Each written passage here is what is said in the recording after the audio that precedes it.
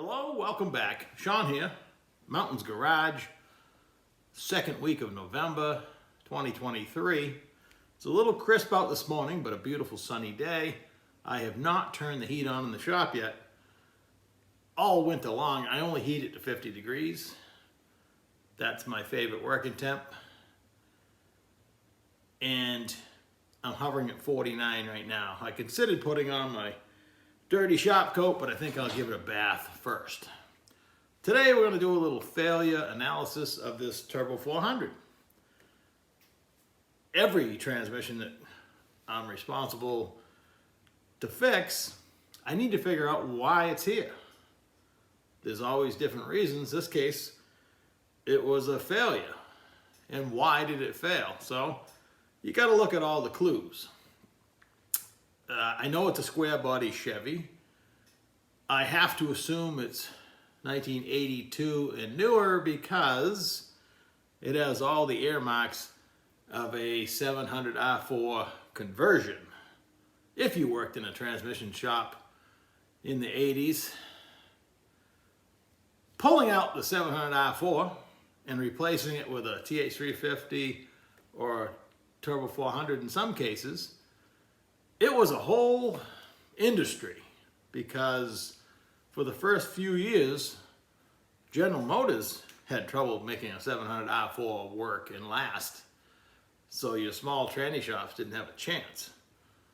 So if you had a core out of a crashed vehicle, that was pretty much gold. Most of them were converted back to a 3-speed, non-lockup, no overdrive. I didn't own a new vehicle back then, but I can only imagine if you'd driven it at all, how disappointed it was when you got your truck back, spent a lot of money on the conversion, and no longer did you have overdrive and lockup. So, but that was a new technology at the time, so it's what it was at a walk, I guess, so that's what we did. In a two-wheel drive application, a TH350 came in a 6-inch, a 9-inch, and a 12-inch tailstock and output shaft. The 9-inch TH350, and this holds true today, will, from a drive shaft length perspective, swap out a 700R4 or a 4L60E two-wheel drive.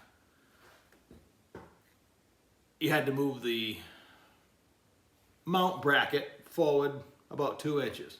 We just had some flat stock, would weld it on the cross member or bolt it on just to move the mount ahead, and everything else pretty much hooked up.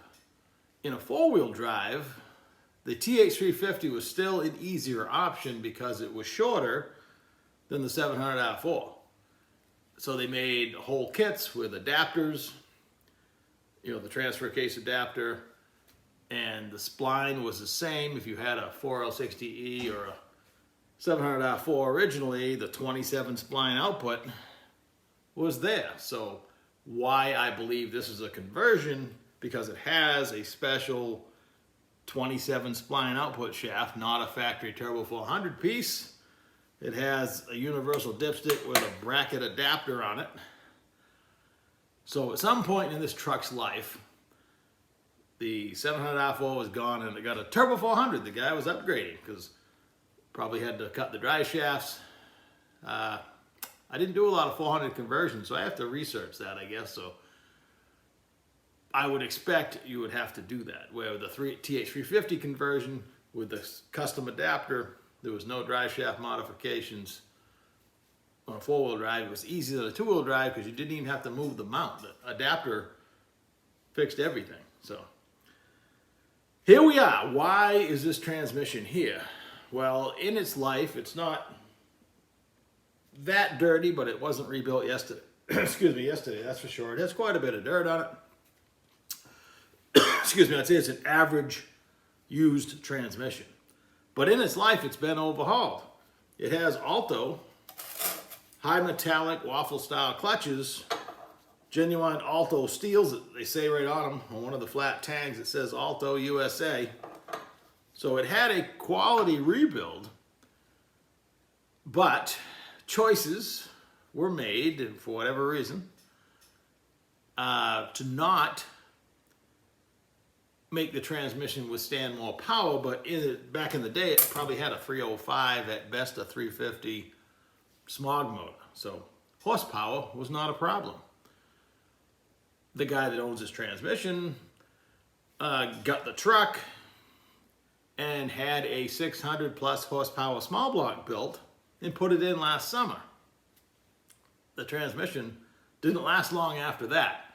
After having the talk with him, which I have with every transmission customer, about how to do a proper burnout and how not to explode, don't neutral it and high speeds and stuff like that, things that, not everybody knows.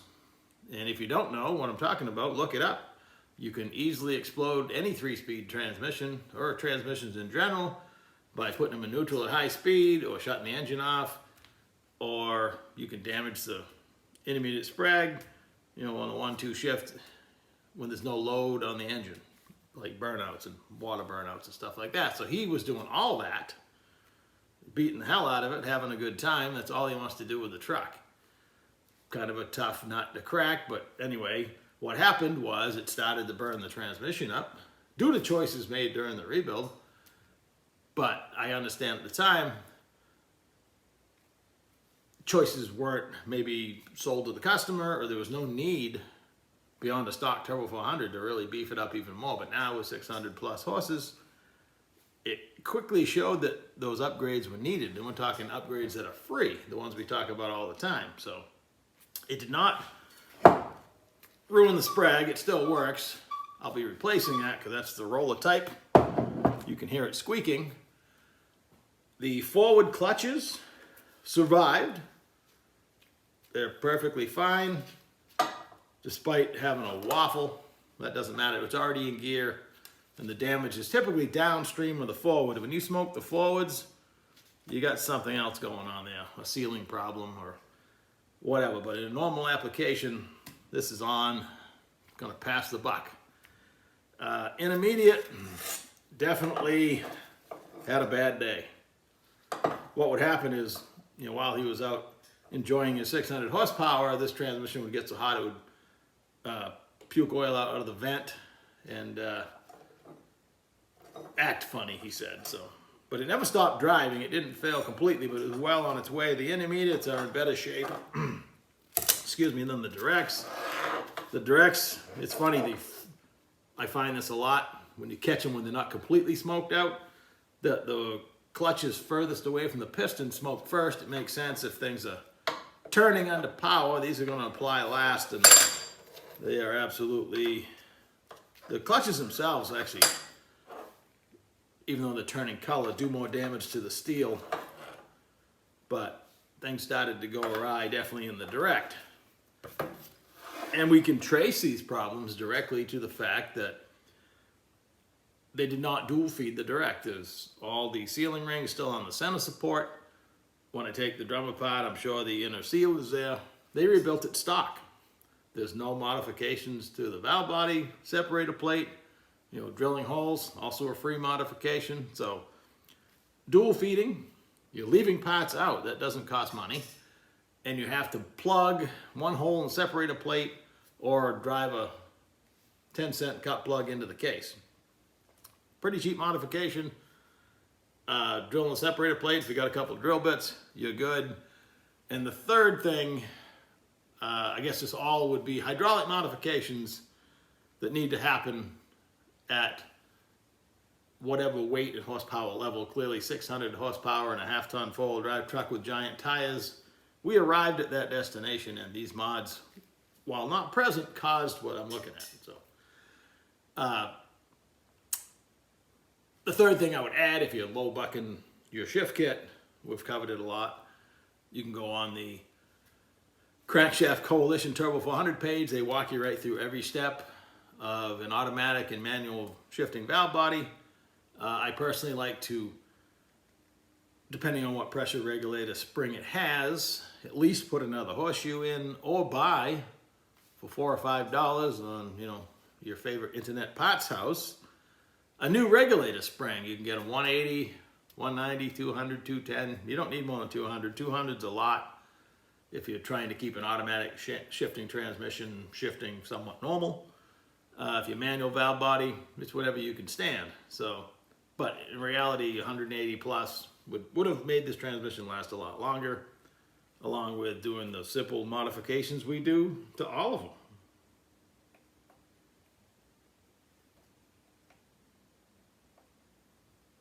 Broke it.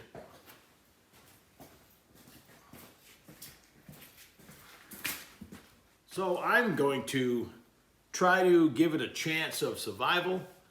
In a rare case, the customer doesn't mind spending a few bucks. I was explaining the options and what the transmission's up against as far as weight goes and the amount of abuse he wants to give it. So we settled on a 4L80E direct drum 34 element Sprag, an input shaft, a forward drum with an input shaft, and 300M input shaft, a 300M main shaft, manual valve body, so he can do his burnouts in second gear, starting in second gear. I talked to him about the actual installation. Missing is the aluminum bell housing, the struts that would come down from the motor mounts to support the bell housing, and the rod that went from the right lower bell housing bolt back to the side of the transfer case, all designed to keep the twist off the case and breaking the case through here, which was why the HD case was invented. And this is not an HD case, but he's going to try to retrofit all that stuff back on the truck, and with the mods we've chosen, without spending, a giant amount of money. Unfortunately, these beautiful Alto high metallic clutches, when they smoked, they put metallic all through the oil. And when he installed the brand new small block last summer, he'd put a pretty decent torque converter in it, and that's now full of metal. So, oh well, that's what happens. So hopefully he's got to get a different converter and flush the cooler out real good, and we'll have that talk as well. And when it leaves here, I hope to never see it again. That's always the goal. Not that I don't like the guy that owns it, I just don't want to have to fix it again. So I'll try to do my best, and that's all you can do. Have a great day.